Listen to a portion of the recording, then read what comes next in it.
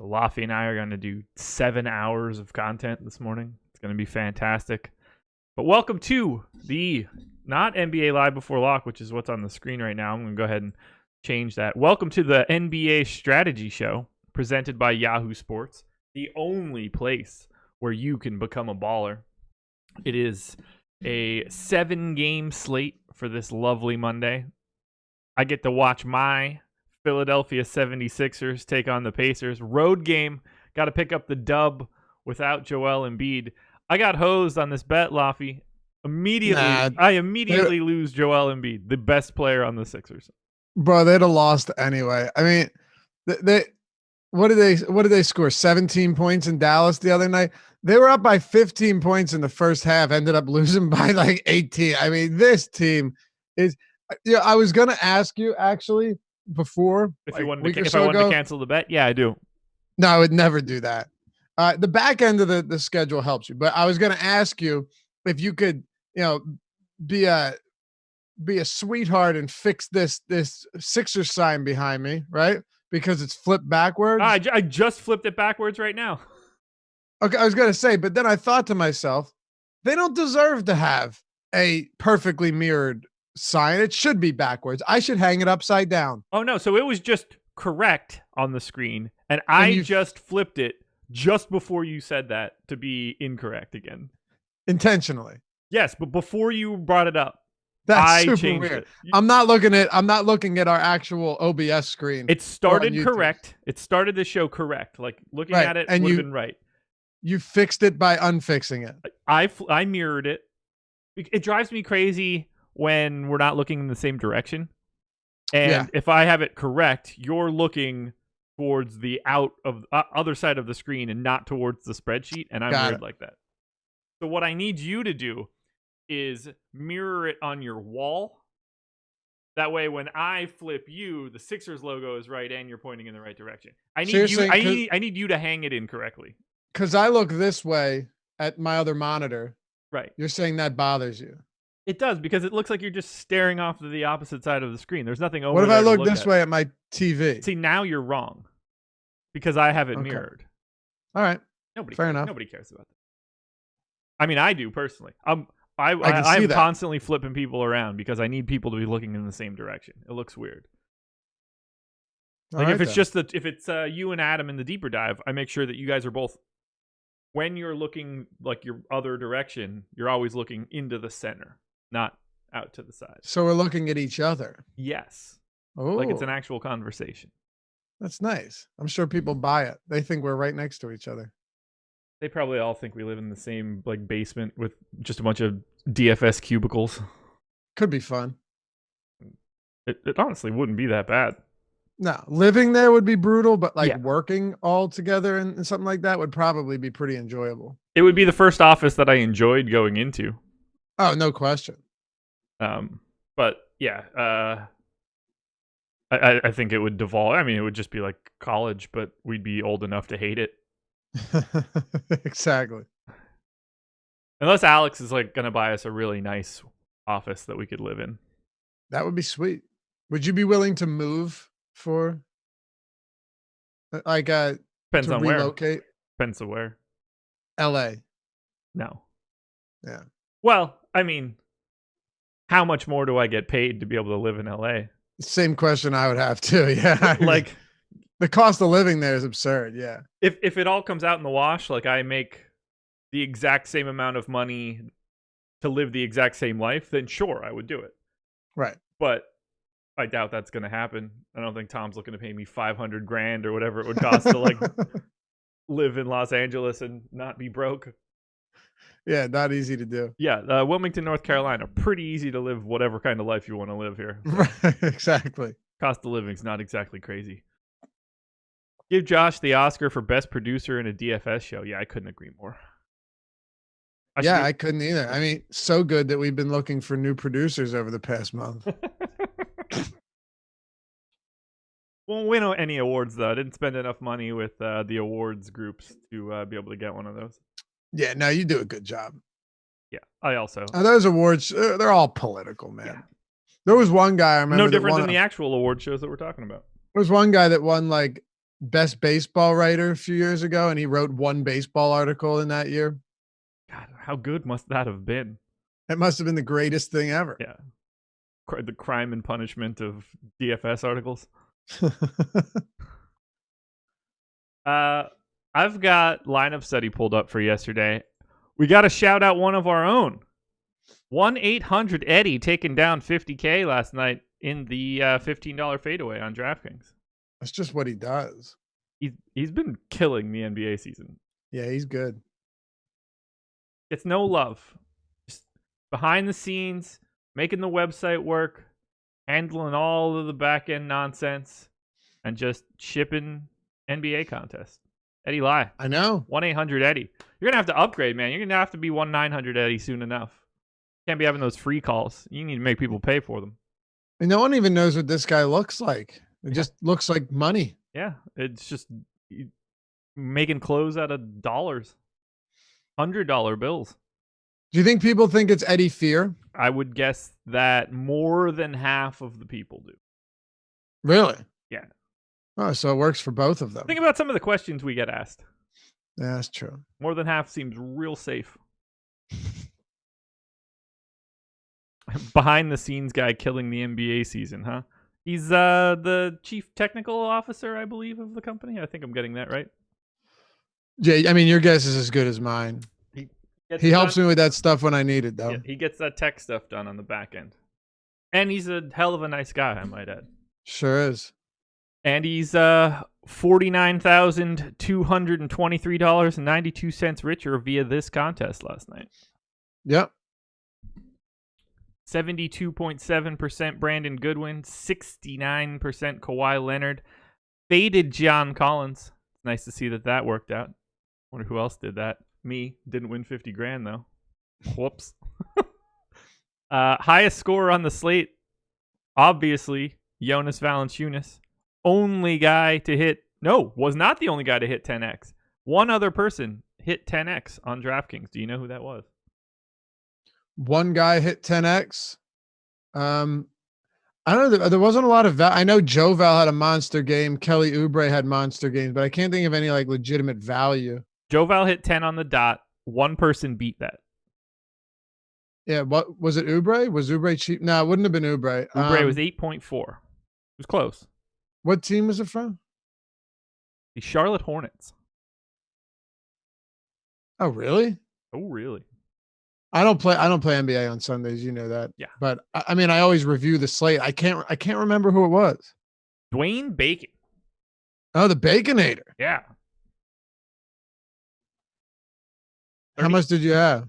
I had 0. Eddie had 0, and the public had 38 of 17,647 lineups. Wasn't exactly owned.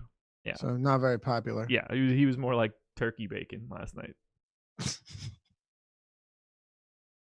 Sorry, guys. That was bad. I will take a look at Eddie's lineup here.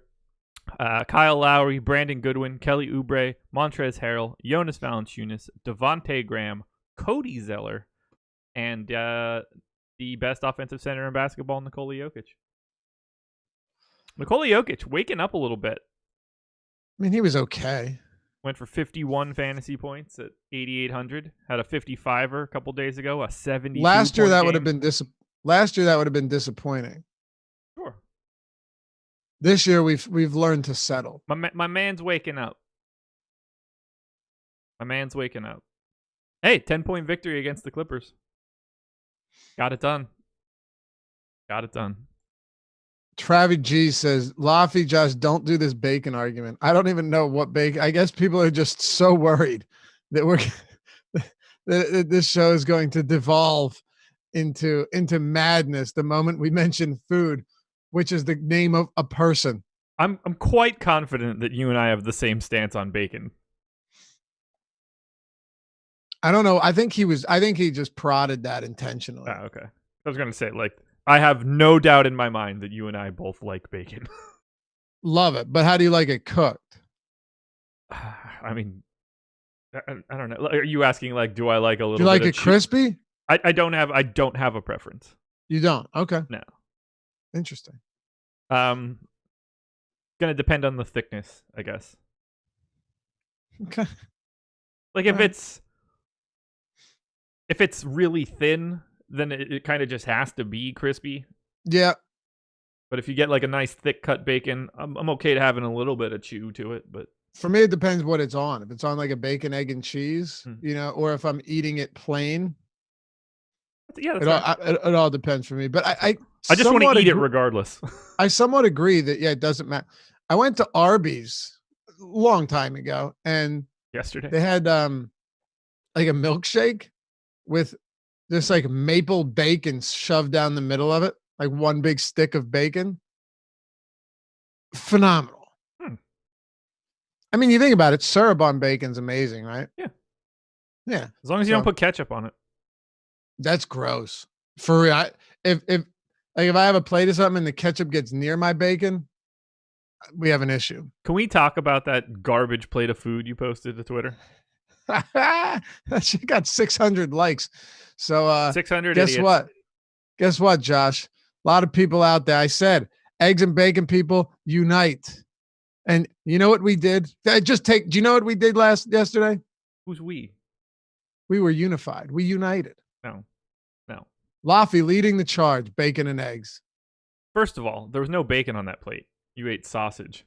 That's neither here nor there. You know why? Because I got eggs Benedict from this place down the street the other day, and I had some sausage left over. Uh-huh. I never eat it. I never ate it. I got a side of it, and it was like wrap, and I just threw it on there.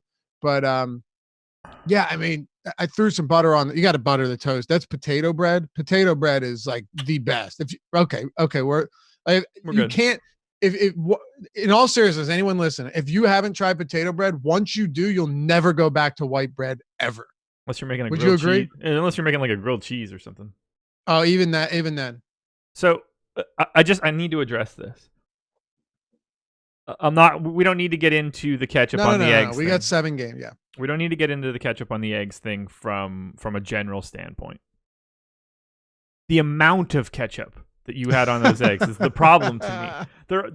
There are no eggs left anymore. Oh, there's plenty, bro. Just have a bowl of ketchup with a spoon in it. Like you're not. That's disgusting. Eggs are the topping to your ketchup, not vice versa in this scenario. No. There is more ketchup on those eggs than there are eggs. Do you use ketchup on anything? Yeah, everything. Okay, so you know these stupid new bottles, the ones that like you can put them in the refrigerator upside down. Yes. I'm being serious about this because that was too much for my liking. When you squeeze it to get it out, it takes like some pressure and then it erupts. Yeah. Right? Like you cannot have like a solid. The diarrhea bottles. They really are. You can't. It's just no symmetrical spread anymore. It's just like whop, and then you got to try and. But no, it was pretty delicious. Melted some cheese on there and went about my business. But look, it's a polarizing topic, Josh, and it's one that I don't think will ever be resolved. I think I just resolved it right now. I just was right, and we're gonna move on. Let's move on. You know who doesn't put that much ketchup on eggs? Ballers. And you know how those people become ballers? They sign up at Yahoo Sports. They don't isolate half the world, bro. They read Emacs Cash Building Blocks article, which I'm going to post right now. Drop that right in here. Boom. Oh, we did it twice. Brett, you're too good, man. I'll remove mine. Read Emacs Cash Building Blocks article. Head to the bottom. Click the link. Use the promo code AWESOMO. Get yourself $30 in YSRPs, them Yahoo Sports Rewards points, so that you can become a baller. That is the name of their primary contest for each sport for every day. You could be a baller today in the NBA if you're interested. You pay lower management fees, sometimes no management fees. You're going to find CSV edits now, which is incredibly helpful. Softer competition. But what you should do is just check it out. We highly recommend it. They are the sponsor of this show, of the Deeper Dive. Nope. They are the sponsor of this show and of the Early Bird. No longer of the Deeper Dive. But we still love them anyway. So please go check out Yahoo Sports. Or just simply sign up at awesemo.com. Go to awesemo.com/join. Use the promo code NBA Strategy. One big word. Get yourself 50% off your first week of Awesemo Plus. 7 gamer. I'm excited to talk about it. I'm ready to play. I'm on live before lock tonight. It's all right. DFS for me on Mondays. Yeah, I know, man. What Same as is you. the wife away again? The wife is away. She is in She's San away a Francisco. lot. She is. She's in San Francisco right now. I will be joining her in 48 hours. Nice. Yes. Lovely place, huh? I am not at all upset about it. Because I get to hit the recreational dispensaries when I get there. Yay! That's all you care about, huh? Pretty much. We're going to like 600 wineries. I was like, I just need to go to one dispensary. You guys can travel all across the state of How long are you California. going for? Wednesday to Sunday. Nice. Very nice. No complaints here. But ignoring San Francisco and the left coast, let's go to good old Detroit. The Detroit Pistons, New Orleans Pelicans. Pistons, 1-point favorites here at home. Highest implied total on the slate highest game total, I believe. 114 for the Pistons, 113 for the Pels. Only the Lakers have a higher number than the Pistons right now. Markieff Morris appears to be back. How many minutes he's playing are up in the air. This is a nice pace-up spot for the Pistons. Fortunately, the Pistons' defense is bad. We'll get into that for the Pels, but let's start on this Detroit side. 10-5 for Andre Drummond on FanDuel, 10-3 on DK, $48 on Yahoo, probably his best price across the industry. Picking up a little bit of love. I'm certainly going to be rostering him. He's my number 2 center on FanDuel right now. And I don't mind getting to Derrick Rose if he's going to be able to play 30 minutes. 6,900 on FanDuel, 6,700 on DK. With Markieff Morris back, though, I don't really have much interest in anything else. What do you want to do with these Pistons? Yeah, and just throwing this out there, this opened with the Pels having a 114.5 total. It's down to 112.8. So with the amount of players that were questionable here, maybe that's suggesting that that one or two of these guys could be out, and we'll get to all that. But yeah, they were actually favored only by a point or two. Now they're dogs. They had the second highest implied total on the slate behind the Lakers. Now it's the Pistons. So yeah, the Pistons have the really the only reason we've been looking at this Pistons team recently is because we got a bunch of guys that are injured and then a few guys that can actually do stuff. One of them is Andre Drummond, and then the other one, as you mentioned, is Derrick Rose. But Drummond ejected last game. I'm sure that hurt a ton of people. Finished with 19 fantasy points in 19 minutes, coming off 2 60-plus point games, and now you've got him going up against the Pels in a spot where Derek Favors could. It's very possible that Derek Favors might be out of this game. He's currently questionable, so you're going to go ahead and get a matchup against Jackson Hayes and Jahlil Okafor if that's the case. I can't imagine Nicola Melli gets a ton of opportunity at the 5. But point being, this is a fine spot for Drummond to start. Could be an even better spot for Andre Drummond. It's just a matter of whether or not you want to pay for him. And the big thing here is like LeBron James, his price is silly low. Anthony Davis is still questionable. He's ridiculously cheap. Now the spread in this game is bigger than any other, and we'll get there. But just trying to put everything in context, Josh, you have a bunch of players that are very, very reasonably priced on DraftKings. Lillard sub 9K against Charlotte. The list goes on. But I do like Drummond here. I'm going to assume until further notice that Karl Anthony Towns doesn't play. He also had an illness the past couple days, so that just adds insult to injury. Really do like Drummond. I'm okay paying that price point for him. And then with Derrick Rose, is Casey going to keep giving him those minutes? If we can project him at 30 minutes in regulation, then I think Rose, whose price has come down $600 on DraftKings since his last game, is also very much in play against the Pels in a big-time pace-up spot. Yeah, I have Rose as my number 19 player on DK. I have Drummond 22nd. That feels about right for both guys. Yeah, I mean, I don't have an issue with that. If you look at our early run of ownership, you get basically 3 games in the top 10. Yeah. You know what I mean? That's pretty much it. There's 3 games where all of those guys are just picking up all the ownership. And it's not this one. It's not this one. But I do think this game, like, okay, what about this?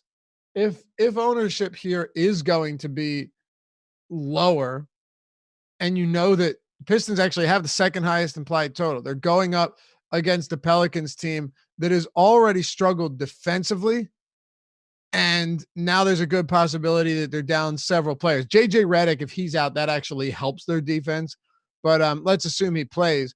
The Pelicans this season play at a top 7 pace and have a defensive rating in the bottom 5. Like, they're not good. Take Drew Holiday off the floor. He's questionable. And things just get even worse. So right now, Andre Drummond on DraftKings on only a 7-game slate has 13% ownership. That is really not that high. Derrick Rose, meanwhile, is coming in at 21, which is, a little bit more. But, if Drummond comes in at like low double digits, to me, that makes him more enticing. I agree. I like Drummond more than any other option that I'd be paying up for today. So, yeah, I agree with. Well, not if Davis is out, right? Right. If I have him in right now, so I was speaking from that lens. Okay. Yes, if Anthony Davis is out, I would prefer LeBron James. You know why I feel like Davis sits? No.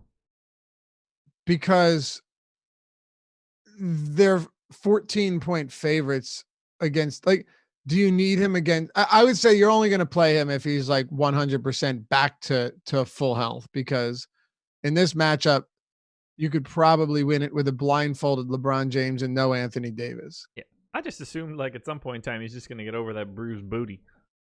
You would certainly think so, yeah.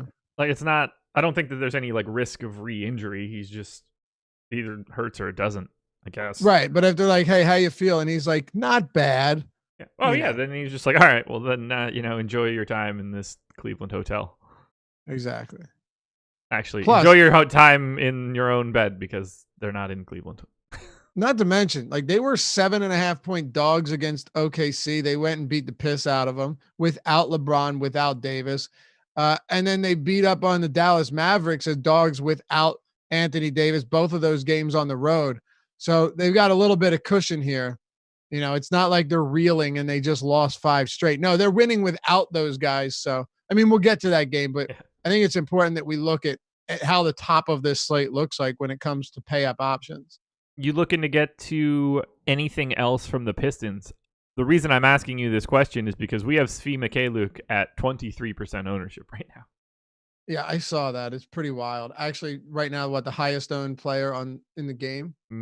Yes, highest. And Drummond is 27% on FanDuel, but on DK, yes. So yeah, that's interesting. I mean, I don't know where his minutes come from now. All right, so let's break it down then. Sure. How many are you projecting him for? I gave him 20. You gave him 20 minutes. I did. Okay, so let's do this. Why are you giving him 8, 9, 10 less minutes than he was getting previous games? So I have Drummond at 35, Thon McCurr at 13. Or just assuming those two split the center minutes. That seem reasonable? Yeah. Okay. Derrick Rose at 30. Okay. Bruce Brown at 30. Okay. This is the tricky one, I guess. I gave Sekou 28. Yep. Okay. I gave Markieff Morris 18. I assume that he starts to get a couple more, right? You would think so, yeah. Does Tony Snell continue to play 30 minutes or does Svi? That's because that's the tricky part, right? Langston Galloway is going to play 20 minutes by default. That dude just plays 20 minutes. Yeah, and by the way, for anyone that is not been playing DFS recently, Blake Griffin's out, Luke Cunard is out, Reggie Jackson remains out. So there are some like significant pieces that are out. I'm not including Jackson because he's been out forever now, but Luke Cunard being sidelined for this game is also pretty significant. Yeah, I see what you're saying, but all right, so like if I give him 30 and just give Tony Snell 20, that's fine too. What we're talking about are two guys that are really bad at DFS. Oh, no question. And I guess too, it's like, does Markieff Morris take away from Mykhailiuk, or does he take away more from Dumbayo? That's a good question. By the way, I gave Christian Wood 16, so it's not like I have those minutes juiced either. I feel like he'd take more away from Dumbayo. I mean, look, here's all. He's 30. He's really cheap. Yeah. and he's got a pace up matchup against the Pelicans. I do understand it, and he's not good. I mean, you put it bluntly, like he's not productive, but I mean, I don't know. I guess people will pull up his game log and say, all right, well, his last 10 games, he has 20 plus fantasy points in 8 of them. Right now, mind you, it's all like 20, 22, 24, 22. But I think I would assume people see that and they're like, okay, 3,200, that's a pretty good value. And I not just like box score watching, but I get it. If you're projecting him for 28, 29 minutes against the Pels, it makes sense. But you have to be giving him those minutes. That's the thing. He has to get those minutes to be even remotely viable. I would rather just not have him. This isn't a spot like where you end up whiffing on Christian Wood's projected minutes, but he still has 30 fantasy points in 17 when you were projecting him for 25. Svi is at 0.67 FanDuel points per minute over his last 30 days. You need to project him for all of those 28 to 30 minutes for him to show up. In those situations, I'd rather just be wrong. Okay. Not a lot of value right now, though. Not quite, no. Well, we're going to talk about a little bit of it here on the Pelicans side. So we need to talk about this in a wholesale way. Drew Holiday questionable. JJ Redick questionable. Derek Favors questionable. Kenrich Williams out, I believe. Maybe still questionable. He's out. So I have Drew in. I have Redick in. I have Favors out. The quote that I read regarding Favors was basically like, he's probably closer to doubtful. Okay. Which is why I made that distinction. Let me just make sure. Favors did not play on Saturday after tweaking his hammy on Friday, and there's a decent chance he'll need to skip Monday's game as well. Okay. So that's where I'm at right now. To the guy that's inevitably going to write about this on Twitter when he ends up in, just save yourself the energy. No one will read it. But if that's the case, Jackson Hayes is my number 1 center on FanDuel. He is 4,300. I'm going to have a real difficult time getting away from him. I gave him 26 minutes. I also gave Jahlil Okafor 20 minutes, just because he's bigger than Jackson Hayes from like a stature perspective. He might need that against Andre Drummond. Not entirely sure. Okafor is the flat minimum on both sites. Jackson Hayes is 4,600 on DK. I mean, right away, would you rather play Jahlil Okafor or Svi today? Well, I don't even think that's a question. It's Okafor? Sorry. I guess it is a question. I think I'm being a little bit aggressive there in saying like, oh, it's definitely Okafor, because not Dwayne Casey, Alvin Gentry certainly hasn't been fond of feeding him a ton of minutes. No, I feel like I'm probably too high at 20, so I am going to walk that back a bit. But yeah, no, if Okafor was getting minutes, then fine. I'm going to go ahead and say he isn't now. But here's the thing, though. Drummond's playing. No, I'm wrong there. I was wrong about being wrong. I don't think. Does that just mean you're right? Yes. I don't think Nikola Melli, and I'm saying, going back to what I said like at the beginning of the show, or at the beginning of this game, I don't think Nikola Melli is going to get those center minutes. Right. And last game he played, Boston's got a smaller front court. I mean, they go out and throw Grant Williams at the 5 sometimes. Outside of like Cantor, Tice is not a monster. He played 20 minutes on the 11th against, and I can't pull this stupid because Popcorn Machine is doing that nonsense where the games just disappear. You know what I mean? It's the best.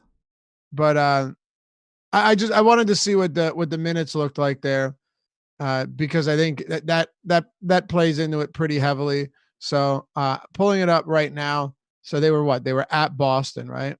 Okay. I got it right here, Josh. We good. All right. We're good. So yeah. So, okay.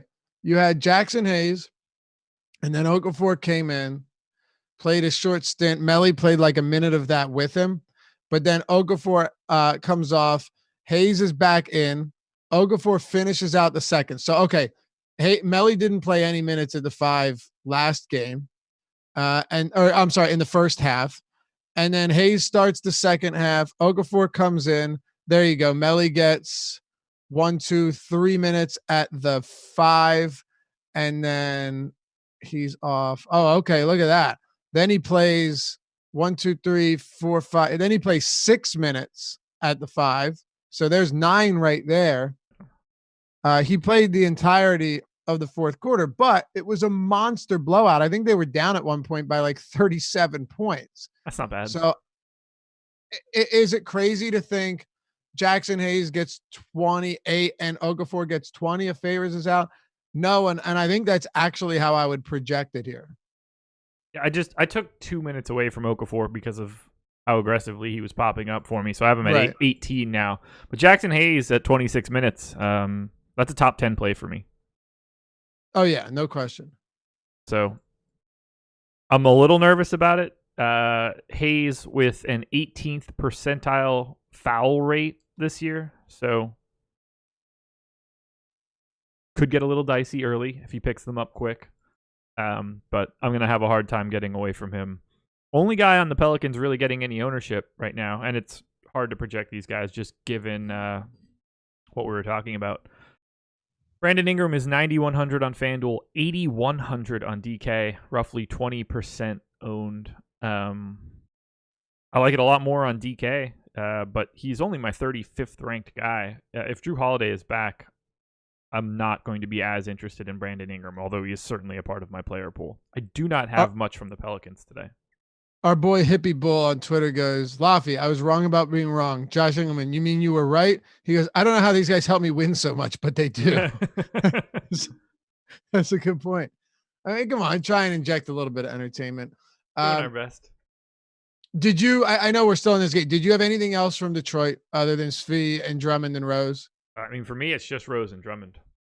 Okay, yeah. Well, I meant just in terms of needing to be discussed. Bruce Brown's at 14% on FanDuel. I guess he's viable, but yeah. All right. So then we can close this out. Yeah. We already broke down the Pelicans front court.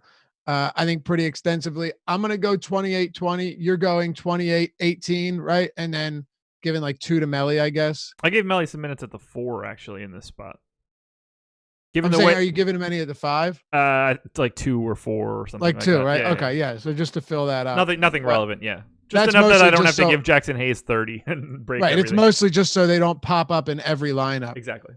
So before we close it, I got to ask you though, would you be opposed if no real value opens up and Svi remains very popular? Would you be opposed to Hayes and Melly in the same lineup? Or sorry, Hayes and Okafor in the same lineup?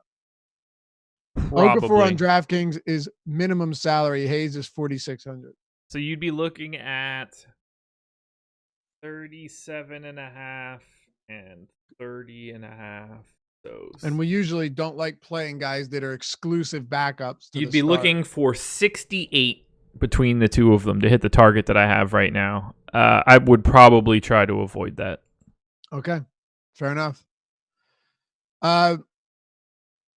It is a pace down spot for the Pelicans, for sure. Detroit this season playing at a bottom 10 pace, bottom 7 as a matter of fact. Defensively, though, this is not a good basketball team. And when you take into consideration what this team looks like with all of the injuries, it's really not going to get a whole lot better. Over the last calendar month, they are at, let's see. Dude, I have them dead last. In the last 15 games they've played, they are 8% worse than average in fantasy points on a per possession basis. That's last. Their defensive rating over the last 30 days is 115.2. Yeah. That's dreadful. Now, you have to consider they're also not playing at an elevated pace, but they're 15th or so. You know what's crazy? Over the last 30 days, 7, 8, 9, 10, 11, 12, 13, more than half of the teams are averaging less than 100 possessions per 48. More than half. I've been every day when I refresh my pace table, I've been watching it go down by like the league average by 1/10 of a possession. Yeah. Yeah, it's pretty wild. But anyway, I'll finish this one. Lonzo Ball, if Drew is out, I know you said you're projecting him in, but if he is out, I still like him. Same. He's sub 7K on DraftKings. On FanDuel, you've got him at 6,300. I think that's also really appealing for a guy that can stack up the numbers and give you triple doubles pretty, not routinely, but if he did, you wouldn't be at all surprised in this spot. $29 on Yahoo. Yeah, if Holiday's out, I don't know about you, but if he is out, Lonzo to me becomes a very appealing player. Yeah, I already will have him in my player pool on FanDuel where he's 6,300. If Drew ends up out, he'll climb across both sides. But for right now, just the way that I have it set up, I'm not expecting to have a lot of the Pelicans, but with the amount of, they've got 120 minutes and questionable players right now, so it's hard to go in too hard. I have to ask you this. Sure. You mentioned you're not that high on Ingram. Let's say Drew and Favors are out. Yeah. To me, I think Ingram would become easily one of the best plays on the slate at 8,100 on DraftKings, and I don't think it's close, dude. I agree. Okay, so I agree. All right. 8,100 on DK is way too cheap if Drew ends up out. Just want to make sure, because he's down $1,100 from 3 days ago. Yeah, no disagreement there whatsoever. If Drew ends up not playing this game, Brandon Ingram becomes one of the best plays of the day. Cool. Okay. Yeah, I have him 35th right now, and that's with Drew in and with Redick. Right. So he's still completely reasonable to me right now. That's obviously going to climb when you take Drew's usage off the. Yeah, good thing it's a 7 p.m. game. And lastly, Josh Hart, any interest? How much of that? I mean, you're still waiting on Drew and Redick. So. FanDuel only. He's 4,400 on FanDuel, 5,300 on DK. So on FanDuel, you can get there. On DraftKings, I'm not interested. I don't even think I'm interested if Drew is out. Okay. Now, to the Indiana Pacers and my Philadelphia 76ers, because this is the road game, and I will be cheering for the Sixers tonight. Oh, man. Laffy, on the other hand, is about to become the biggest Pacers fan in the world, which I won't, though. Difficult. Like I told you, it's a win-win for me. I root for the Sixers, but when they lose, I say, Josh is one step closer to that heinous porn stash. I do have somebody photoshopping one onto you. Great. You ever watch Orange is the New Black? Okay, I know where this is going. Yes. Yeah. I pulled a picture from your Facebook. Great. Right? The one where you're dressed in full out 80s gear. Great. That was our Christmas card this year too. Oh, it's happening, bro. And another one that's up close with you and your wife. Great. She's going to be so proud. Yeah, I'm sure she is. I'm not sure that at any point in time in the 11 years we've been together has she ever been proud of me. Pacers 2-point favorites at home against the Philadelphia 76ers. This will be enough to finally pack up and leave, huh? Yeah, she might just stay in San Francisco. I have Malcolm Brogdon in. I don't know at this point whether or not that's going to happen. I have Sabonis in as well. He was sick. This isn't even. I don't know, man. It's so strange. The whole Brogdon saga recently has been really odd. He gets hurt and then he seems to be okay. And then he returned on the 31st. Yeah. And then he got back spasms or something.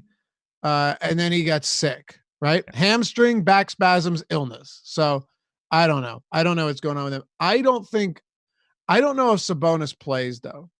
Cause it was bad enough to at least undergo an MRI. And I know it's negative, but this is one where I think we really have to wait and see what shoot around looks like, because he did miss last game. He did get an MRI. It is his knee. So those things sometimes are enough to take a guy out of commission for at least a couple games, even if it's negative. I'm still trying to get over TJ McConnell and Aaron Holiday from Friday night. So yeah, brutal. That one stings, man. That one's going to sting for a while. Yeah, so like I said, I put Sabonis in. I put Brogdon in. I've got some interest in Sabonis on FanDuel at 8,300. It's my fifth power forward. I like Miles Turner on FanDuel, whether Sabonis is in or not. And if he just happens to be out, he's probably my favorite center. But he is 5,600 on FanDuel and 7K on DraftKings. I like Miles Turner one way or the other on FanDuel. And I guess I'd be okay getting a little bit of TJ Warren as well.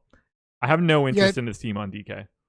TJ Warren's one of the more enigmatic guys, but yeah. I mean, ultimately it's all about Sabonis. Like if Sabonis ends up sitting this game out, then let's assume Domantas Sabonis is out. Okay. Miles Turner is the best center play on FanDuel by a mile. Okay, so you're there. Yeah. What about, you mentioned these 7K on DraftKings, clearly site specific, but is he still in play for you if Sabonis is out? He played 33 minutes last game, got up 18 shots. I mentioned that because Miles Turner has been a pretty low usage player this season with Sabonis on the floor. Yeah, I mean, he is certainly someone you want to look at on DK, but the price difference, the FanDuel price just changes everything. Right. So with Sabonis on the floor this season, Miles Turner is that's crazy. Get out of here. What do you think his fantasy point per minute production is without looking with Sabonis on the floor this year? 0.66. 0.59. You're pretty close, but that's terrible. Not good. I mean, that is just downright trash. 10% rebound rate, 15% usage rate. That's just absolutely heinous. You take Sabonis off the floor, and mind you, Sabonis has been a phenomenal rebounder. Yeah. Miles Turner's production goes from 0.59 to 0.95. So flip those numbers around. Usage 24.5%. So it's up 15%. Rebounding rate jumps 3.5%. Yeah. That's a massive. That's one of the biggest, like, just one-to-one on and off differences you'll probably see in basketball, outside of like the Harden type players. Yeah, he becomes fantastic if Sabonis isn't playing. But on FanDuel, I'm not sweating it one way or the other. 5,600 is just too cheap for a guy that's going to play 30 minutes. I hear you. Other than that, I have no interest in the Pacers. I want to get more of my Sixers. Malcolm Brogdon's played 217 minutes with Sabonis off the floor this season. So it's not a lot. 217. Can this actually be right? 2.46 FanDuel points per minute. Yeah, but 255 DraftKings. Can that be right? Looks like he's got a lot of steals. Entirely unsustainable, but he has 23 steals in 217 minutes. Wow. The crazy thing though is like Turner 1 point. Oh yeah, no, you know what? This can't be right. Because it has Turner at 1.23. And then if you put him on, no, that can't. Some of this is wrong. So okay. I'll have to hit these guys up and dig back in. Look into that. What's up? Let's talk about my Philadelphia 76ers, who are sans Joel Embiid for a hot minute. I'm gonna have a lot of these guys. Ben Simmons is my number 6 overall player right now, 8,200 on both sites. Love him. He's at 27% ownership on FanDuel, 16 on DK. I will absolutely have more. Al Horford, 39% owned on FanDuel, 13 on DK. I would guess that he's probably my second favorite Sixer. Tobias Harris, probably third. He's around mid-20s in ownership. Jay Rich, not getting all that much love on DK, but at 5,800 on FanDuel, he's at 16% ownership. I'm going to have a hard time getting away from the 4 main guys from Philadelphia here. Well, that makes one of us. I'm gonna roster them to victory, both in our bet and from a financial standpoint, in my pocket. Brett Brown wants Tobias Harris to be more aggressive. Take that for what it's worth. He also wants Ben Simmons to shoot, and how's that worked out for him? Brett Brown needs to go. That's just your daily reminder. So Tobias Harris coming in at a more discounted salary, I'm okay with it.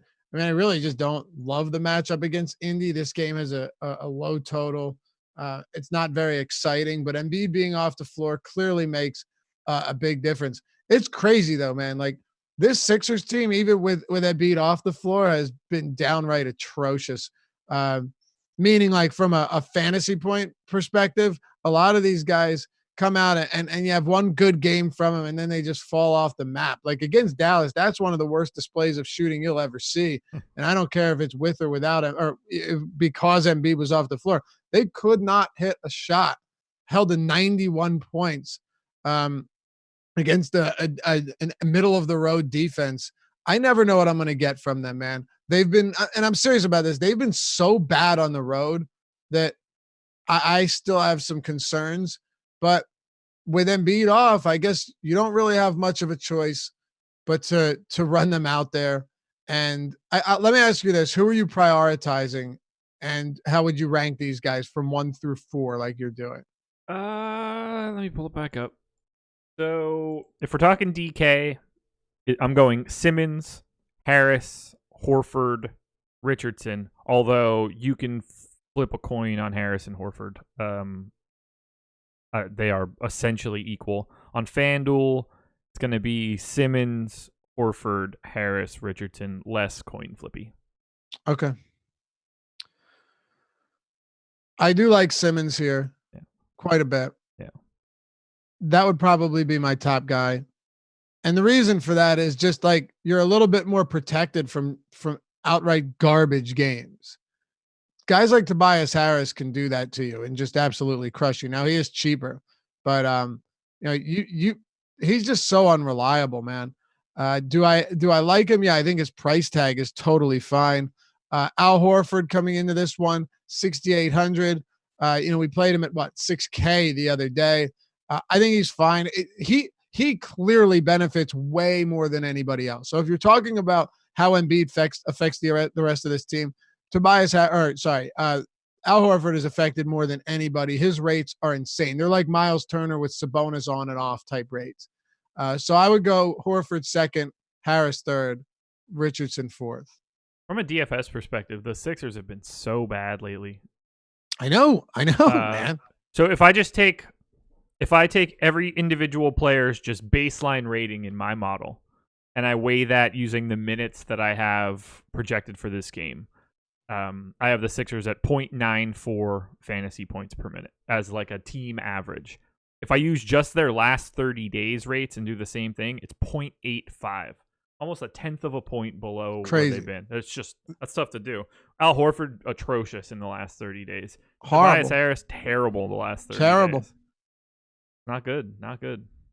Richardson? Meanwhile, I'm going to be playing a lot of Sixers tonight. Yeah, I mean, we'll see how it works out for you. I get it.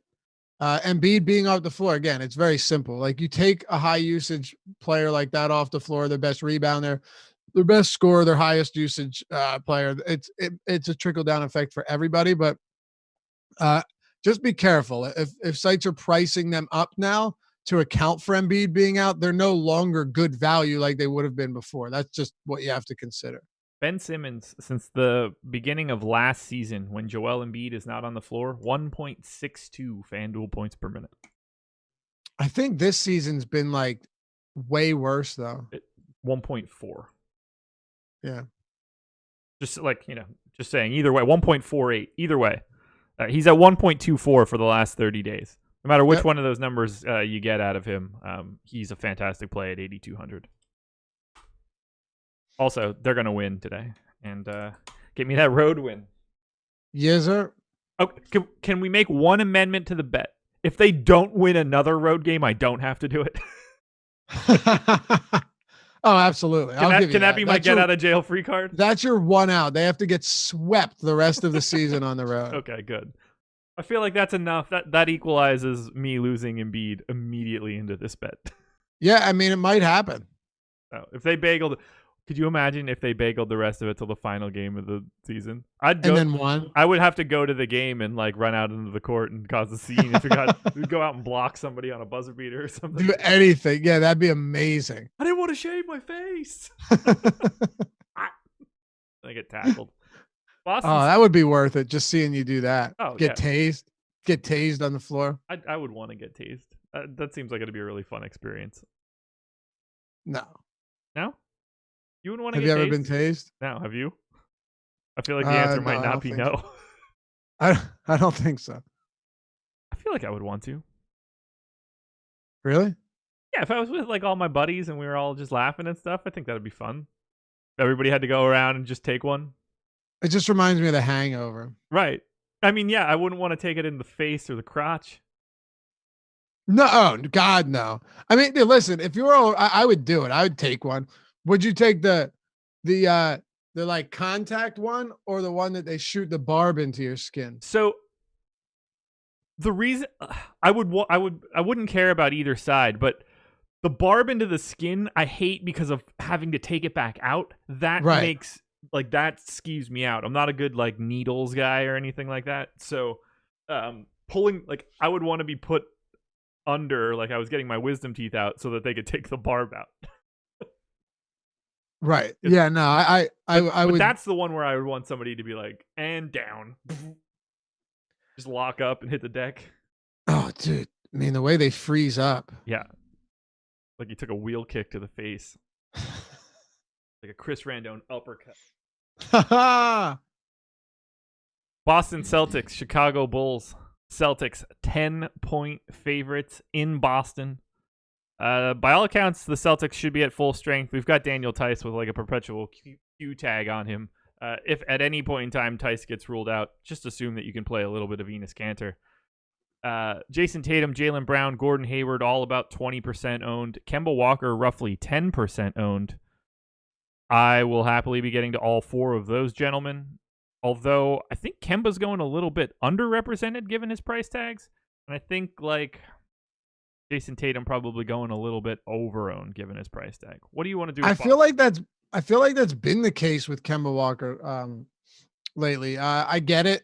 He's coming back from that illness and he was supposed to be limited, but that shouldn't be no concern. He played 29 minutes last game, monster blowout, 35-point blowout. So no concerns there. I'm going to give him the 33 minutes and assume that he's good to go, which he is. I don't mind Kemba Walker at all here. I definitely think he's not. I would not be considering him a priority, but if it comes to you're talking about being overrepresented, that's really what it comes down to for me. If Tatum's coming in right now, 16, 17%, Kemba's down there at 8%. It's a significant enough difference. And against the Chicago team as pretty big favorites, someone's going to put numbers up. They're 10-point favorites at home, one of the higher implied totals on the slate. I think Kemba's a pretty solid option. What are your thoughts on Jalen Brown, who has kind of been very quiet lately? You know, you've got Kemba back, you've got Gordon Hayward back. It's no surprise that he takes a hit. He is getting minutes, though. He is still getting shots up, and his rebounding has been very hit or miss. But he's $6,300 on DraftKings. How do you approach somebody like him?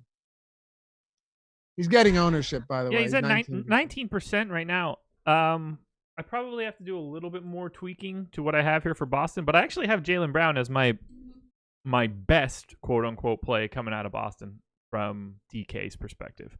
Now, small adjustments could move Kemba to that spot or Hayward to that spot. Like, they're all really, really close for me. But as of right now, it's Jalen Brown by like 1/10 of a percentage point. So I'm happy to get there. Is he shooting guard, small forward, I'm guessing? Yes. Yeah. And that is obviously really helpful. Makes him not like positions really matter on DraftKings all that much, but that's the most advantageous positional designation you can have. Gordon Hayward, 6,200. I've said this to you how much recently? Like when it comes to this Boston team on DraftKings specifically, because you see the pricing fluctuate so often. If some of these guys are way cheaper and and the ownership's not far off with Tatum, Brown, and Hayward, give me the cheaper guys. It's just that I just feel better about that.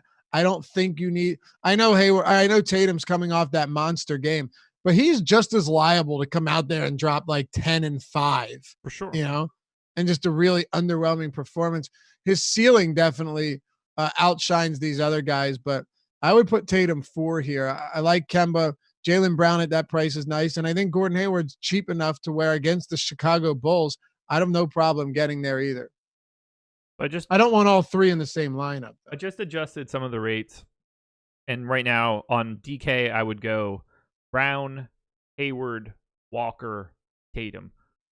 Tatum definitely going to be last for me.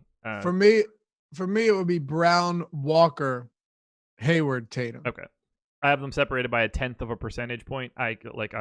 We would be quibbling. I wouldn't disagree with you at all. I have Hayward 17th on the slate. I have Walker 21st. If I move 1 minute, that all changes. Right. That's the thing. They're so tightly grouped that it's hard to make that distinction. Yeah. If I put them up against each other, raw points. Gordon Hayward, Jalen Brown. That's not how you spell Gordon. 55-45 Jalen Brown. So, yeah, coin flip. Okay. Before we move on to the Bulls, I want to throw out there that Poirier is questionable, right? He played his last game, I think, over a month ago. Daniel Tice is actually being bothered by the other knee this time. So maybe he doesn't play. I don't know. But in the event that both of those guys are out, mind you, Robert Williams is been out going to be out for a while. Like permanently out. Enes Kanter against Daniel Gafford and like Lauri Markkanen actually does make a little bit of sense. Yeah. I think maybe you give a couple minutes to Taco Fall. Grant Williams probably gets some center minutes, but I would give Enes Kanter like 26 or so. And given his per minute abilities, I think if Tice is out, I'm not opposed to Enes Kanter either. I have no issue whatsoever getting to Kanter if Tice is out. And I'll do you one better. He already shows up in my he shows up in my player pool because we're projecting him for 10% ownership. That makes sense. I was like, he's already in my player pool at 20 minutes. But no, if if you project him for like 24 minutes or something, you're going to be getting Kanter. Right. 1.32 fantasy DraftKings points per minute this season. Very solid. 1.44 over the last 30 days. It's like he's even been playing well. Crushing, dude. Yeah. I don't have any faith in Stevens to give him more than 25, 26 minutes, but probably don't need it with the way he's played. And we know he's always been a very good scorer and an excellent rebounder. We're slowly staring a lot of center value in the face depending on how today breaks. It could shake out in the way that, there's a lot of good value, or where none of these guys are in play. Right. But like, if Sabonis is out, if Favors is out, if Tice is out, we're looking at Turner. We're looking at whoever from the Pels, Kanter. Horford already looks like a decent value. Andre Drummond is one of the best plays of the day from a center perspective. Lots of stuff going on at the C position. And then we've got the Bulls where, if you want to play Daniel Gafford, I think that's reasonable for 4K. I think Lauri Markkanen looks nice. 5,400 on FanDuel, 6,100 on DK. I'll be back to playing that dude. Zach Lavine has been taking a ton of shots lately, 1.2 FanDuel points per minute over his last 30 days. He's 8,200 and 8,500. Tomas Satoransky, 4,600 on FanDuel, 5,300 on DraftKings. I'm in for a lot of Chicago here. It's not a great fantasy spot, but Boston's defense, only 1% better than average at limiting fantasy points over their last 15 games. It's not necessarily... They're a good team defense. I don't necessarily know if it matters all that much from a DFS perspective.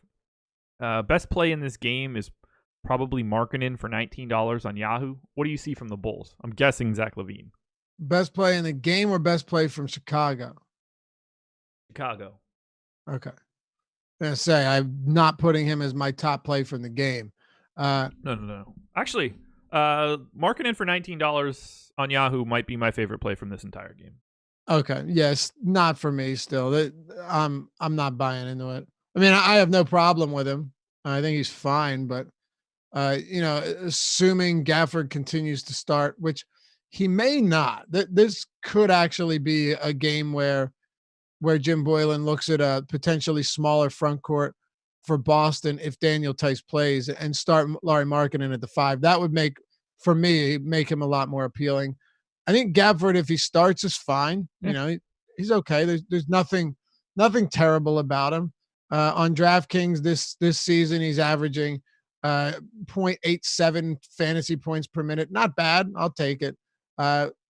outside of that, though, yeah, when it comes down to the rest of this team, Zach Lavine, $8,500 on DraftKings. His shot volume is through the roof right now. He's gone now 7 games with 20 plus field goal attempts. You'll take that any day of the week. Not a great passer. I mean, he's fine. Not a great rebounder, but you're just getting a ton of shot volume. I would assume, however, that you like him more than I do based on how you spoke of him. 82 on FanDuel, yeah, I get it. And then on Yahoo, Lavine's coming in at 37, but like 85 on DraftKings to me is in this matchup against Boston. It doesn't really get me excited. No, it doesn't get me excited either. He's certainly just a part of everything for me. I would rather.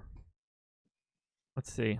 I mean, No I'd rather have Ben Simmons by a mile at $300 cheaper. Yep. Like, I don't think that they're comparable. I do not either. But I'm in for a little bit of Lavine just because of his propensity for shooting. But yeah, Markkanen is the guy for me in this game. Okay. Yeah, Markkanen's fine. If he starts at the 4, he's a little bit less fine, but he's all right. 5,400 on FanDuel. I can't turn my back on that one. No, look, the price there is pretty staggering. Same with Yahoo, but probably important that we also consider why he's at that price point, and that's because Lauri Markkanen just has not been good. Very true. Very true. 0.95 FanDuel points per minute last 30 days. That's even less than what I have in my model. Yeah, no, it's been bad. Lavine, on the other hand, a little bit higher than where it's been, so maybe he's turning the corner. Ultimately, 102.75 implied total for the Bulls, tied for the second lowest. Not a great spot, Chicago.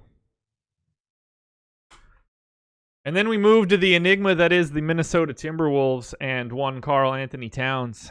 Wolves are 2.5-point underdogs at home against OKC.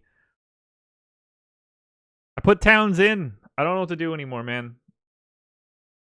It doesn't appear that he is injured any longer. I don't know. Maybe he is. What do we do here?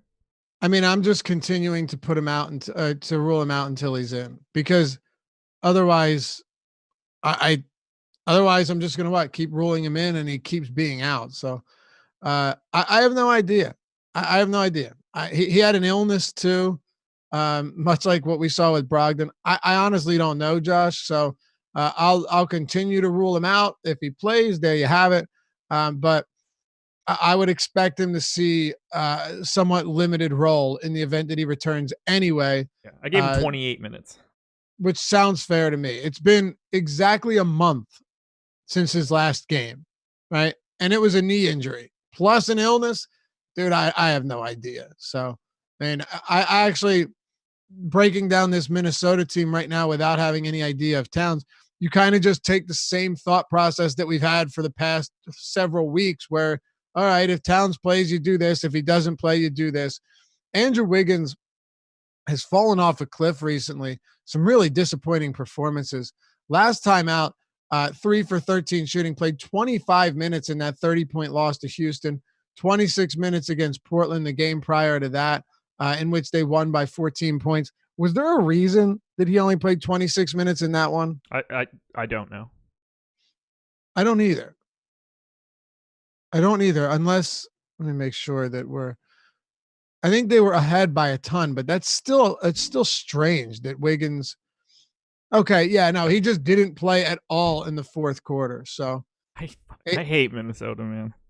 I know. I wanted to be able to figure that out though, because it's kind of a significant development. If you've got a spot now where Saunders is like, hey, you're playing like shit, and I don't want you in my line and on the court, that would be significant. Yeah. But it does seem like his minutes have come down a little bit lately, even without these blowouts. So I would say Wiggins at 6,900 in the event that Towns is out is fine. I don't even know if Towns really helps him being out. So here's the biggest piece of Towns, and it's the reason that I put him in. Gorgeous Dong is 4,500 on FanDuel. I don't want to prepare today giving him 28 minutes and having him be someone that I know that I'm going to have at center. I would rather unearth that fact at 6:30 than prepare all day and then find out that I don't have that value later. Right. And that's fine. He's $1,500 cheaper than he is on DraftKings. That's the only piece of this game that I really like. Gorgie Jang, 4,500 on FanDuel if Towns is out. Otherwise, like I have Wiggins as my 10th best, whatever position he plays on FanDuel, shooting guard, I guess. That's it. I don't have anybody else ranked on FanDuel. I have Josh Okogie 41st on DK at 3,300 because there's no value out there. That's the best I have anybody ranked. I have no interest in Minnesota at all. But if I don't put Towns in, then I have to prepare this entire day with Gorgeous Dong as another incredible center value on FanDuel. I think that just makes things more complicated. I agree. Hell, if Teague was getting 30 minutes, he'd be one of my favorite values at like 4,900 on DraftKings, but you're not getting any of that here. And the reliability factor right now with minutes, there's nothing there. I'm with you, man. Like you said, Wiggins is fine, but I mean, when I'm playing Wiggins, you really want to feel like he's going to give you 37 minutes in regulation. Like you need every minute you can get. I projected him at 30. I don't know what the hell to do with this team, man. I don't either. Saunders is just playing everybody. I'm at 32 and I'm still not, getting a ton. Yeah, I couldn't figure out rotations, whether it's Keita Bates-Diop or Travion Graham. Does Vonleh play? Does Naz Reid play? I was just like, you know what? I'm going to put all these guys at a minute limit so that I don't get any of them. Oklahoma City, though, going to get a lot of them. Massive pace up spot for the Thunder. We've got Chris Paul, 6,900 on FanDuel, 6,600 on DK. I even like $31 on Yahoo. Happy to get to Schroeder, 5,400 across both sites, $20 on Yahoo. Those two guys are two top 10 plays for me as of right now. SGA is a top 15 play. I'm getting to Gallo. I'm getting to Adams. I think I'll have more exposure going to Oklahoma City than I will any other team at this point right now. All five of those guys ranking pretty highly for me. And it's not as if their ownership is anything crazy. They're basically all in the teens. So more on this team than anyone else on the slate? Yes. Okay. I think so. It's fun. And is that site specific? No. Okay. Nobody is just like Chris Paul's price on FanDuel has him as my third ranked point guard, but I have him fourth overall on DraftKings. All right. Well, you're not alone here because right now it's our first run. These ownership projections will change.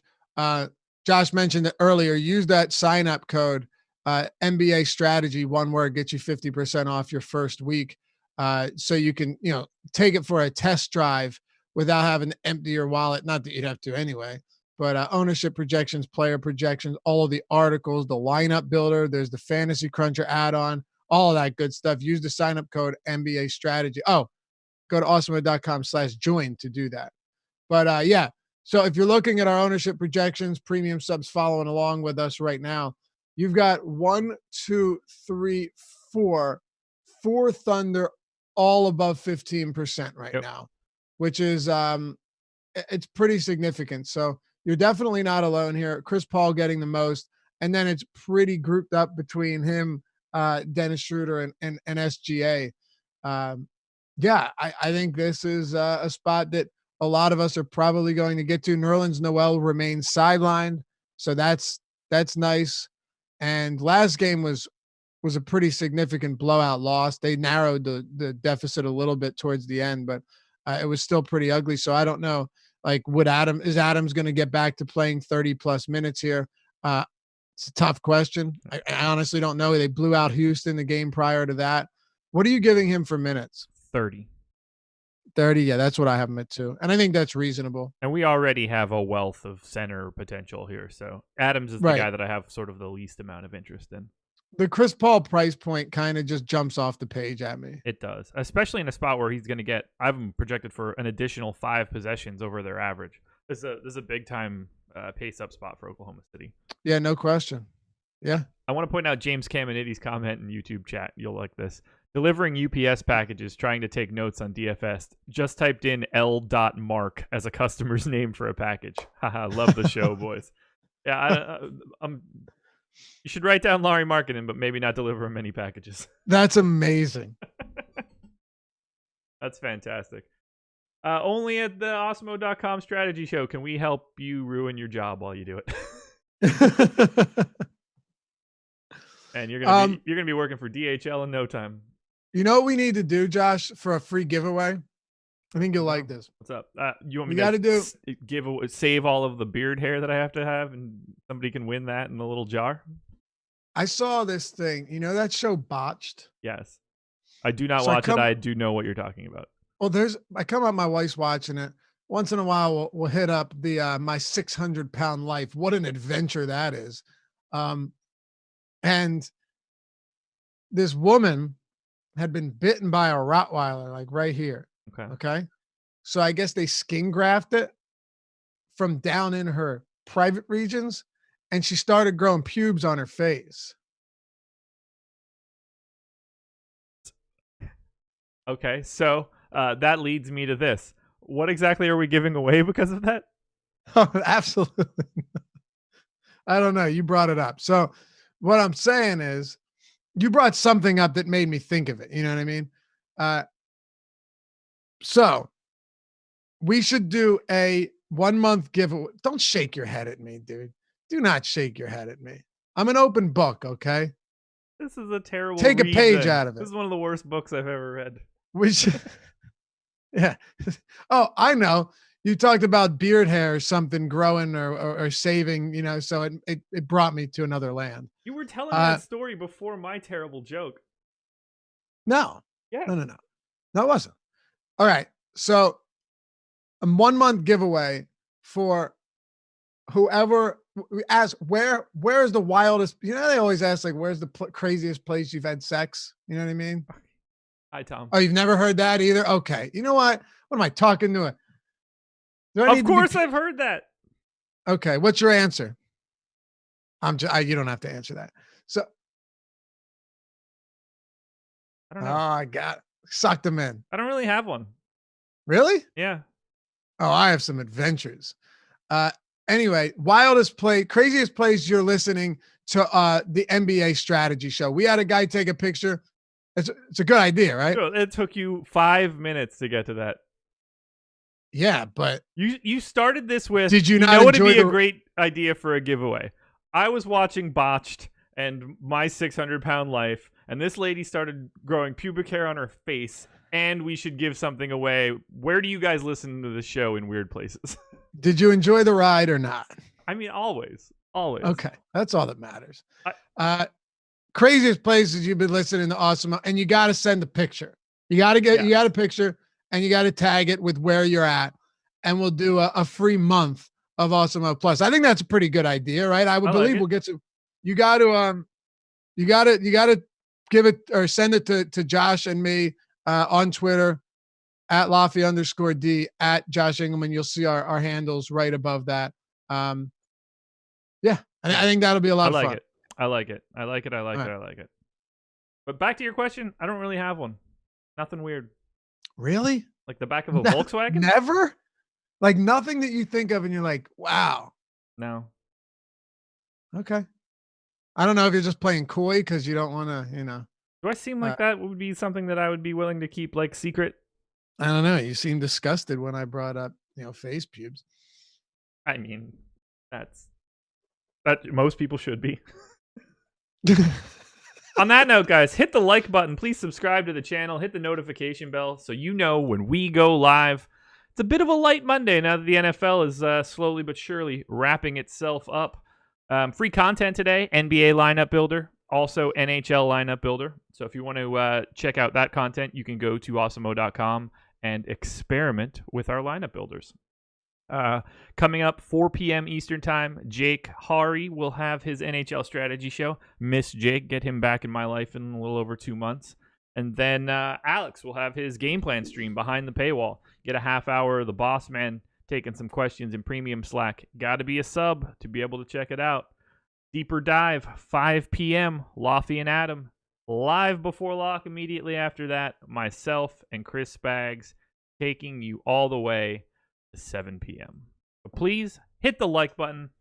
I think Laffy and I deserve it. We've got 790-ish people in here right now. Not bad, baby. Don't be afraid to hit that thumbs up, guys. It helps us out. You want to know my tremendously. answer, by the way? Sure. An elevator. Please tell me you got stuck and it wasn't just between floors. Because I can get there between floors. I'm a quick worker. Elevator got stuck? No, I'm a quick worker. Oh, hey, either way. Look, you don't got to tell No, me. I won't get into that. But you know what? You get an adrenaline rush, you know? Sure.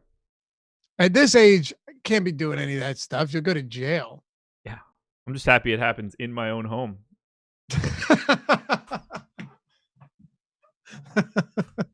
Portland Trail, it's 10:48. It's 7:48 on the West Coast. My wife's not even awake. Portland Trailblazers, Charlotte Hornets, Blazers 9.5 point favorites at home. Ton of ownership in this game. Yeah, against Charlotte. By all accounts, everything should be back to normal for Portland. 10K for Whiteside on FanDuel. And for some strange reason, given a lot of the prices on DraftKings today are pretty sharp. Hassan Whiteside's price isn't. He is $8,200.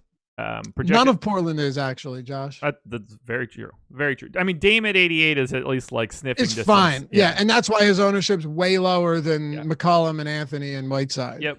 Whiteside, 33% owned. CJ McCollum, 32% owned. Carmelo Anthony, 27% owned. These are all DK numbers. Everybody on FanDuel is priced pretty accordingly. You can get the $8,500 Dame pretty easily. He's my number 7 point guard, by the way. But right now, I have Whiteside as my number 12 play overall on DK. I have McCollum at 10. I've got Melo at 18. And, I'm going to say this out loud again, and it continues to kill me. I have Kent Bazemore ranked really highly because at $3,600, you kind of have to. Ugh. That's what happens when Svi Mikhailiuk is chalky. I was just going to ask you. Yeah, you have Bazemore high, but Mikhailiuk low. Bazemore's still getting some ownership. God, this guy is just dreadful. He's pitiful, man. It's bad. I get it. Like, I understand it. I'm just hoping that something opens up and we don't have to worry about playing Kent Bazemore. That would be my general hope. But I can tell you this much. Hassan Whiteside in this spot, he deserves to be owned this high. No question. He deserves every bit of this ownership in this game. He has been, I think you and I talked about it last week, like top 6 or top 5 per minute producer over the last month among guys who actually get minutes. Just a phenomenal fantasy contributor. The Charlotte Hornets are now the big thing with the Hornets. We talked about this too. They have been playing at an absolutely crawling pace. I mean, very, very, very slow. As a matter of fact, over the last 30 days, they are playing averaging 94 possessions per 48. That's insane. That is ridiculous. That is insanely slow. They're bottom 10 in defense over that span, though. And they're one of these teams that is really bad at protecting the paint. So that's kind of one of the reasons I see this being a favorable spot for Whiteside, not the pace, because the pace is absolutely atrocious, man. But they also are just bad defensively. One of the worst teams at preventing points in the paint, allowing just everything they're bad at. Whiteside's good at, but man, that pace is haunting me. Yeah, I have them losing 3 possessions. I believe that's the biggest number I had for any team today. It's going to be not fun. It does kind of get offset by bad defense, but either way, at 8,200 on DraftKings, doesn't matter. He's just simply too cheap. Here's a question. Would you rather have Kent Bazemore or Svi today? Svi. Okay. But both of them are gross. Yes, I agree. Not fun. Going to be hard to get away from these guys. Dame would be the guy that I want the least on DK, and he's also projected for the least amount of ownership. On FanDuel, I don't really need much of anything here from Portland. Whiteside's my number 6 center. That could change dramatically with the right kind of center injuries. That could fall. Dame is my number 7 point guard. I could actually see myself getting to more of him if this value opens up, not less. CJ McCollum, Carmelo Anthony, both ranked 9th at their positions on FanDuel. I'm not going to get to much Portland on FD. It's DraftKings where I'm soaking up all that ownership. Right, exactly. Whiteside $10,000 on FanDuel is pretty wild. On DraftKings, you can really forget about how big of a pace down spot this is because their salaries. Like, there's no way they're baking that into the salaries, but we'll just assume that it is. Hassan Whiteside at 82. We already talked about it. McCollum at 61. I think Lillard at 88 is still more than reasonable. Yeah. Not a priority like Whiteside to me is, especially given that you've got multi-position eligibility on DraftKings. You can play 2 centers. You can play 3 centers, really, depending on who your third one is. If he has forward eligibility, really, you can play 4 of them. So, like, there's so many different ways to go about this, and Portland is way better on DraftKings. It's really not even close. It's not comparable even a little bit. On Yahoo, Whiteside's 41, so like kind of somewhere in the middle. McCollum is 26, pretty reasonable. Dame Lillard's 43, so not bad, but DraftKings by far the best. Would you rather have Dame or Zach Lavine? On DraftKings? Yeah.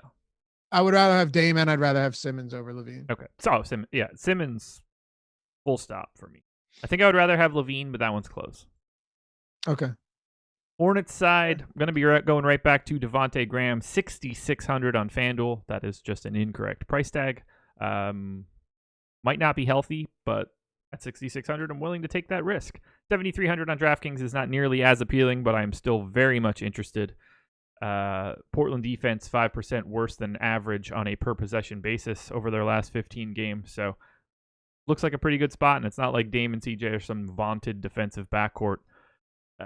Terry Rozier minutes were down a little bit, but 6,700 on FanDuel I think is still viable. He's my number 30 guy on DK, so nothing crazy. Probably play PJ Washington and hate myself. I'll probably play Miles Bridges on FanDuel and hate myself. What do you want to do with these Hornets? Not a lot. I mean, just a ton of Dwayne Bacon, but that's it. Ugh. No, I'm joking. What's interesting though is first of all, would you agree that we have absolutely no idea what James Borrego is going to end up doing with a lot of these wing players from night to night? Yeah, he's dusting off Batum again for reasons that I don't know. But he went from playing 13 guys to essentially playing 9. Do we know what happened to Malik Monk? Did he die? No idea. 7 minutes in yesterday's game.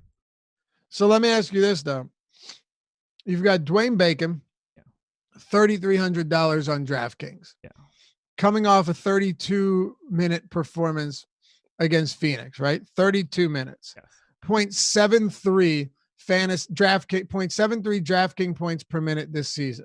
Yes. Kent Bazemore, 3,600, 0.71 fantasy points per minute. So more expensive, less fantasy point production, but he's also, I think, arguably in a better spot. And then Mikhailuk, we don't know what type of minutes he's going to get this year. In 19.5 minutes per game, he's averaging 0.67 fantasy points per minute. So Bacon, by a small margin, has actually been the better per minute guy. His minutes are also far less predictable than Bazemore, but he's getting 6% ownership, far less than anybody else in this discounted price range. Is that enough for you to say, you know what, I'll have a little bit of him, or do you still want nothing to do with Dwayne Bacon? I gave him 23 minutes. At that point, right, so if that's the case, it's not going to happen. Right. It wouldn't take much for that to change. It's just I don't know what to make out of this team. He played 18 minutes on Friday. You're dead in the water if you play 18 minutes of Dwayne Bacon. So I'd rather just have none of those 3 guys if the world works out perfectly. Well, sure. I would be getting to more Bazemore than any of those 3. None of them make me feel good. Yeah. This game is essentially just Devontae Graham for me. And that's predominantly on FanDuel where he's 6,600.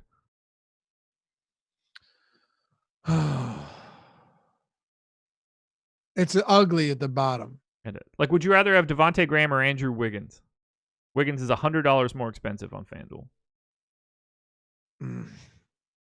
I would. Wiggins is $100 more expensive. Yes. I'd much rather have Graham. Would you rather have Shai Gilgeous-Alexander or Devontae Graham? SGA is $100 more expensive than Graham. Devontae Graham. Okay. He's sneaky good on FanDuel today. Yeah, Shooting I'm guard's glad you gross. brought that up. I'm glad you brought that up because I would say that's a erroneous price tag there on Graham. I know he hasn't been spectacular, but dude, there's no reason he should be 6,600 when you've got guys at the same position like McCollum price at 72. Right. I mean, I would much rather have Graham. oh my God, at $600 discount, no doubt about it. Yeah. No doubt about it. A really nice price tag for Graham there. How do we talk about this? Here's another one. It's just a ridiculous game for everything that's up in the air. Sacramento Kings, Orlando Magic. This is a gross DFS game. Let's start there. There's a lot of ownership coming into Sacramento. Kings are 1.5-point favorites at home. Okay, so Rashawn Holmes is going to be out for a hot minute. Bagley is supposed to be back, although we've said that once before. Didn't work. Well, he did get a full practice in, so there's at least that. So I have him in. And Walton said he expects him to play. Right. We have no idea what they're going to do with someone like Dwayne Dedmon right now. Harry Giles just appears to only be able to play like 16 minutes. So I gave Bagley 20, gave Giles 14, gave Dwayne Dedmon 14, gave Bjelica 32, played a lot of minutes at the 5 in their last one. So Bjelica, 35% owned on FanDuel right now at 4,900. Buddy Hield, 31% owned on FanDuel where he's 5,800. De'Aaron Fox is in the 20s on both sites, 7,600 and 7,400. His best price might even be the $35 tag on Yahoo. Let's start with the guys that are chalky. Fox, Hield, Bjelica. What do you like in that trio? Oh, God. I know when I saw that Buddy Hield price point, like I knew we were going to have to really get into this. And I wish that wasn't the case. Like I wish Buddy Hield was more expensive and this wouldn't be an issue. You pretty much have to have interest in Buddy Hield. Yep. He's really inexpensive. He's actually attempted the second most 3-pointers in basketball this season. So on a site like DraftKings, he's 6,300. The one consideration there is that you do get those bonuses. It's really, I don't think enough, but he's attempting, I think, like almost 10 threes per game. A ton of shot volume here. And it's not like De'Aaron Fox being back is going to change that shot volume all that much. So, you have to look towards him. Now, as far as Marvin Bagley being back is concerned, what are we doing for Bjelica's minutes? Because you've got Dedmon, you've got, as you pointed out, Giles playing like 16 minutes per game, pretty much just being limited at that. Dedmon, I don't know what type of run you're going to. He got 32 minutes, and then he got 12 minutes last time out. Giles played 16 and 15. Meanwhile, the rest of this team has been all over the map as far as minutes go. Bjelica played 40 minutes last game. Yeah. You know that he can get that run at the 5 if necessary. So I just don't know how it's going to work. Is Dedmon going to fall out of the rotation entirely? And then Bjelica just gets a lot of minutes at the 5, or Bagley does, and Bjelica gets him at the 4, while Giles continues to play 15 minutes. I don't know. Yeah. So I gave Bjelica 32. Not super. Would you give Bagley 25? I gave him 20. 20. Okay, so you're giving him much less. But who the hell knows? You know what I mean? Like, this guy hasn't played a competitive basketball game since the day after Christmas. Mm-hmm. And it's not like he was healthy for a while prior to that. In that stretch of time, in the last 30 days that I have, he averaged 23 minutes a game in 6 games before he went down with the injury. Yeah, 20. I guess 20 makes more sense. I don't know though. I really have no idea. Nope. That's what I'm saying. I don't know. He played 26 and 27, and then on the 23rd, 23 minutes, and then 20. I have no idea. I think Bjelica, if you're projecting him for you're probably safe giving him 32 minutes, and at $4,900 on FanDuel, that should be enough. Yeah, the interesting piece there is we have him at 35% owned. That is the second highest owned power forward, just slightly behind Al Horford. I'd rather have Lauri Markkanen at 5,400 than Bielitsa at half the ownership. I'd rather have Kevin Love, who we didn't get to yet. Okay. You'd rather have Kevin Love, huh? Assuming Bagley is in, yes. I would. Because that creates complications. If Bagley is out, then I have nothing to fear whatsoever from Bielitsa. No, of course not. I think he's still going to get 30 plus, though. I tend to agree. One thing I don't. If you said it, I didn't hear it because, well, you know, it's not looking like Corey Joseph is going to play in this game, which should absolutely cement the minutes of some of the guards. I just think Yogi Ferrell picks up most of it, so it probably doesn't matter all that much. But just to point that out. No, fair point. Yeah, I didn't mention it. Corey Joseph facts are the ones that you don't even half hear when you're not listening. Yep. Didn't even listen when you said it now. Exactly. On the Magic side, luckily, I think that I could avoid pretty much everything outside of Vooch. Vooch is 8,200 on FanDuel, 8,300 on DK, 10 to 15% owned. I like him more than that. He's my number 3 center as of right now, 25th overall on DK. I think that Evan Fournier for 5,600 on FanDuel looks okay, but we should see DJ Augustine back. Michael Carter-Williams evidently back as well. Only thing that's going to open up here is if Aaron Gordon happens to be out. I have him in. I'm not particularly interested. And at that point, I'm not really interested in anybody else. I have the Magic are probably... I would expect the Magic to be the team that I list as like team to avoid on our syllabus today. I could see myself being with you on that too.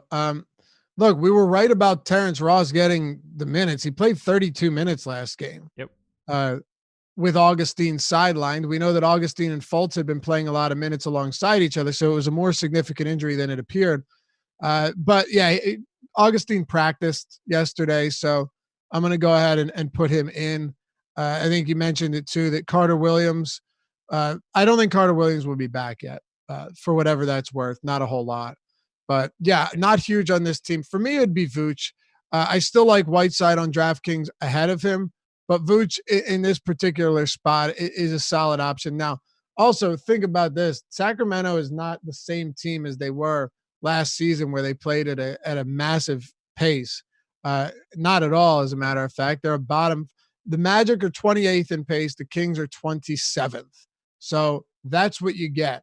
The total in this game, 209.5, easily the lowest on the slate.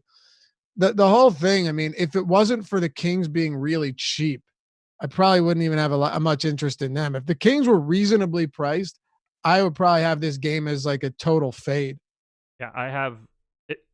The Kings are the only thing making this interesting because it's certainly not coming from the Orlando side. I think Vooch is very reasonably priced, though. I have no problem with Vucevic on DraftKings. No, he's the only thing I like. It's the only thing that I actually trust from this spot. He's also, by the way, if you're looking at ownership projections right now, on DraftKings, you have Whiteside at $100 difference. He's at 33%. Vooch is at 9.7%. Yeah. So I would rather have Vooch given that ownership. Yeah, if you want to factor that into your decision making, it's probably worth noting there. Like if you've got a particularly chalky single entry lineup with Whiteside, I think that making a switch to Vooch is a very reasonable stance to take. I don't hate that at all. If I enter them both in here, I have Whiteside. I have it 50-50. I have them as a coin flip just in general. So that would be an interesting pivot to make. Okay. Yeah, I think so too. And then we close it out with the late night hammer. And tale of two different teams here. The Los Angeles Lakers, 116.75 implied total against the Cleveland Cavaliers, 102.75. Yuck.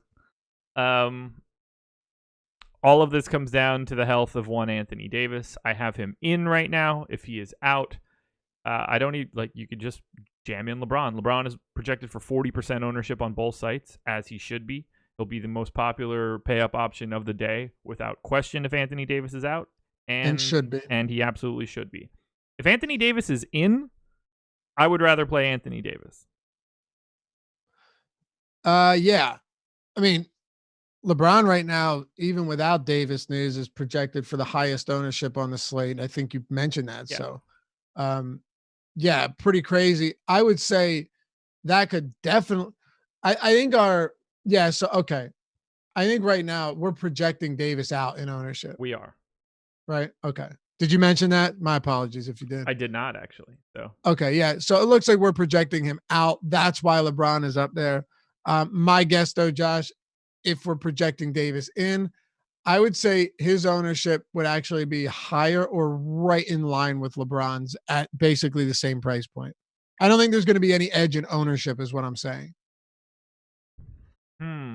I think LeBron will be more owned.